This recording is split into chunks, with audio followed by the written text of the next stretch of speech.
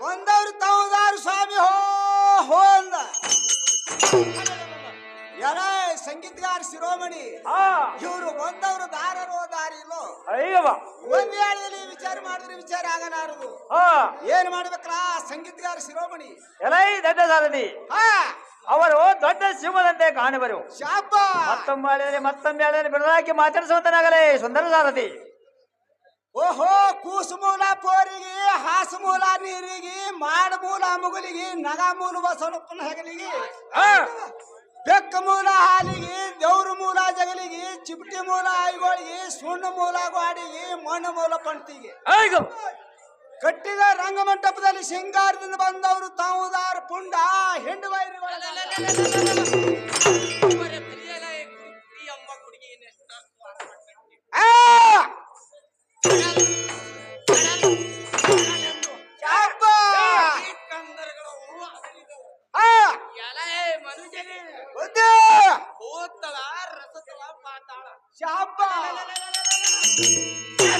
ಪಂಜರದಿಂದ ಈಡೇರಿಸಿ ಬಿಡುವೆನು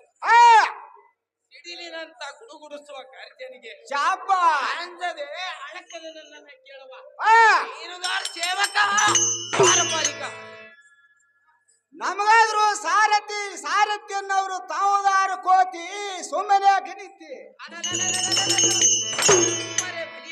ಸಾರಥಿ ಕತ್ತ ಕೋಪ ಬಂದವಡ ಭಾಗಿನಿಯನು ಶಾಪ ದ್ರೆ ಸಮುದ್ರ ನೀರವು ಹಸ್ತವಾದ ಎಳೆ ಸಾರಥಿ ಎನ್ನ ಉದ್ದವಾದ ಮಾಲಿನಿಂದ ಭೂಮಿಗೆ ಅಪ್ಪಳಿಸಿದ್ದರೆ ಈ ಸೃಷ್ಟಿ ಹೊಡೆದು ಈ ಭಾಗವಾಯಿತು ತುಂಬಿಸುವ ಧಾನ್ಯ ಮಸ್ತಕವನ್ನು ಹಿಡಿದು ಶಾಪ ಈ ಭೂಮಿಗೆ